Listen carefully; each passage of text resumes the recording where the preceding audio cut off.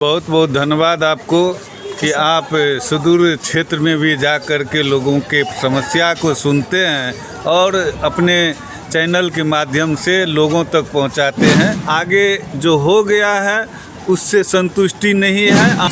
Sir शिक्षा में बहुत अच्छा काम किए हैं सरकार, फिर भी अभी सर स्कूल की व्यवस्था ठीक नहीं हो पा रहा है। इस पर आप क्या कहिएगा सर? एक समस्या समाप्त होने के बाद फिर दूसरा आता है। कभी स्कूल में मिड डे मील का बहुत हालत ख़राब है सर, इस पर क्या कहिएगा? सरकार का पहला नारा था कि विद्यालय चलो। आगामी चुनाव है, इस पर सर सरकार का क्या रणनीति है?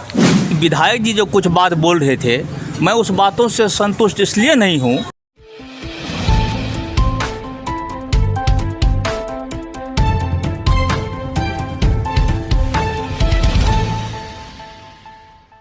नमस्कार, आप देख रहे हैं RNN सच। अब तक मैं संतोष कुमार, कैमरामैन अमित कुमार के साथ है।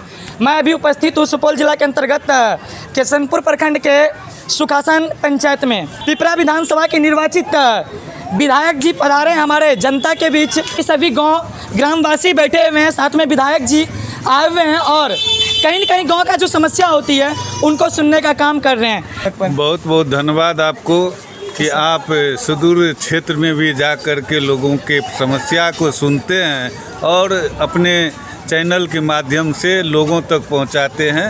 आपको बहुत बहुत धन्यवाद। मैं सबसे पहले यहाँ उपस्थित सभी साथियों को, इस इलाके के बुजुर्गों को और सुखासन पंचायत सहित पूरे पिपरा विधानसभा के सभी सम्मानीय लोगों को दशहरा दुर्गा पूजा का बहुत बहुत बधाई और शुभकामना देना चाहता हूं।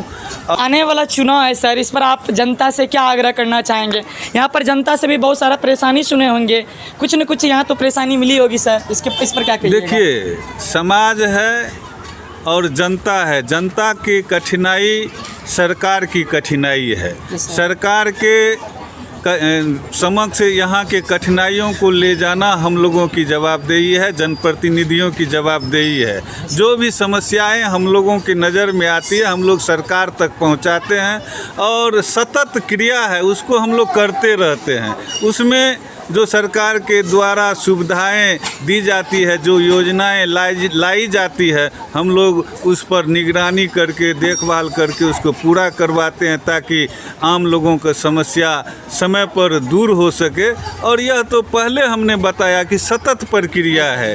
एक समस्या समाप्त होने के बाद फिर दूसरा आता है। कभी आपदा हो जाता है, कभी सुखाड़ हो जाता है, कहीं पानी जमाव की समस्या होती है, नहर में पटवन की व्यवस्था की समस्या हो जाती है, बिजली में गड़बड़ी हो जाती है।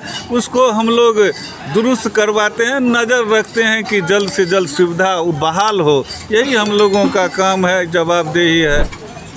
सर शिक्षा में बहुत अच्छा काम किए हैं सरकार, फिर भी अभी सर स्कूल की व्यवस्था ठीक नहीं हो पा रहा है। इस पर आप क्या कहिएगा सर?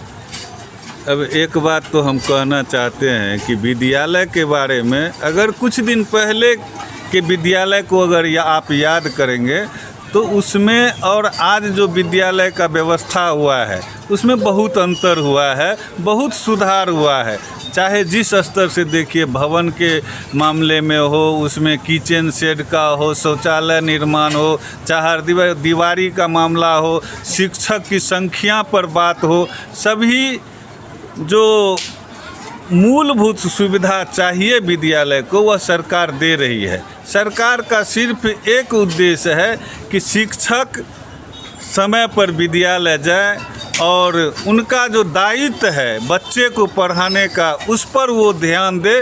बाकी जो कठिनाई है, जो समस्या है, उसको सरकार दूर करने के लिए कदम उठा रही है और धीरे धीरे उसको प्राप्त भी कर रही है। सर हम बहुत जगह घूमते हैं, जैसा कि पता चला है सर अभी भी स्कूल में मिड डे मील का बहुत हालत ख़राब है। सर इस पर क्या कहिएगा? देखिए, मिड डे मील बहुत दिनों से चल रहा है और मिड डे मील जब से चलना शुरू हुआ है तो शुरुआती समय में तो बहुत लोग कहते थे कि अरे बच्चा को खिचड़ी खिलाता है, खाना खाने के लोभ से जाता है। लेकिन सरकार का जो उद्देश्य था मिड डे मील के माध्यम से वह पूर्ण हुआ है। बच्चों की संख्या विद्यालय में बढ़ा है।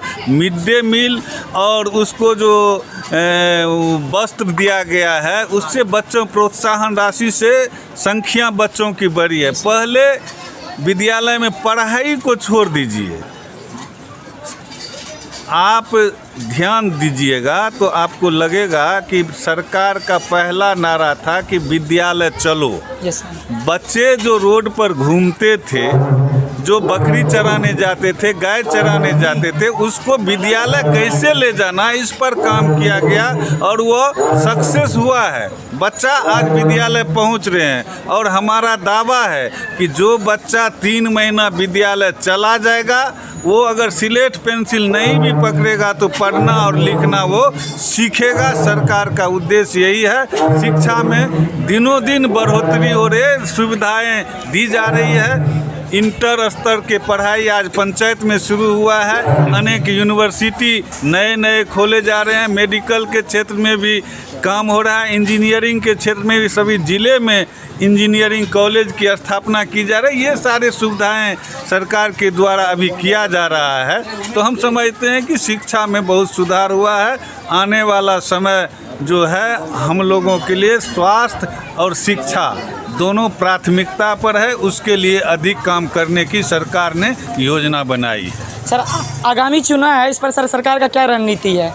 चुनाव तो सतत क्रिया है, 5 वर्ष पर होना ही है और 5 वर्ष के कामकाज का आकलन जनता करते हैं और उसमें वो अपना निर्णय लेते हैं। चुनाव आएगा तो उसमें किसी पर प्रेशर नहीं होता। जनता मालिक है, वो जब जिनको चाहते हैं रखते हैं, जब जिनको चाहते हैं हटाते हैं। वो सतत क्रिया है, उसमें कोई कहने की बात नहीं। हम अपने मन से कह दें कि चुनाव में सरकार के प्रति लोग ये कर रहे हैं, वो कर, ऐसा कुछ नहीं है। एक समय आता है जब चुनाव का तो जनता निर्णय लेती है और अपने अनुसार वो वोट करती है और इसमें कोई अति। थैंक यू सर, हमारे चैनल पे टाइम देने के लिए। सबसे पहले तो मैं आपको धन्यवाद देता हूं और आपके चैनल के माध्यम से माननीय विधायक जी का भी धन्यवाद देता हूं और इस पंचायत के तमाम जो हमारे किसान मजदूर नौजवान हैं, मैं सबों को धन्यवाद देता हूं ऑल इंडिया यूथ फेडरेशन की तरफ से। लेकिन विधायक जी जो कुछ बात बोल रहे थे, मैं उस बातों से संतुष्ट इसलिए नहीं हूँ कि पहले था भोजन, वस्त्र और आवास। मैं तीनों को मानता हूं कि ये हमारे समाज में मिला, लेकिन स्वास्थ्य और चिकित्सा और शिक्षा ये तीनों चौपट है। भले विधायक जी हमारे बोले कि बड़ा बड़ा बिल्डिंग खड़ा हो गया। विधायक जी से मैं कहना चाहूँगा आपके चैनल के माध्यम से कि जिस हिसाब से मजबूती के साथ आपने बिल्डिंग को तैयार किया, उसी हिसाब से शिक्षा को भी तैयार करिए। मैं आपके चैनल के माध्यम से कहना चाहता हूँ वर्तमान सरकार को। अच्छा। दूसरी बात है कि मेला के सवाल पर जो भाई, ये तो सच बात है कि भाईचारा कायम होता है मेला को लेके, लेकिन मैं इस नौजवानों से, आपके चैनल के माध्यम से नौजवानों से भी आग्रह करना चाहूँगा कि जो भीड़ आप मेला में लगाते हैं, उसी भीड़ को आप शिक्षा की तरफ भी धकेलिए। क्योंकि बाबा साहब भीमराव अम्बेडकर और भगत सिंह का जो विचार था, जो सपना था, उस सपना अधूरा है भी, उसको पूरा करेंगे तभी हम सफल होंगे। हम ये कहना चाहते हैं आपके चैनल के माध्यम से, और विधायक जी भी अपना उस बात को जाने कि शिक्षा की तरफ ध्यान दें। Yes sir. शंभू क्रांति ऑल इंडिया यूथ फेडरेशन राष्ट्रीय कार्यकारिणी सदस्य। Thank you.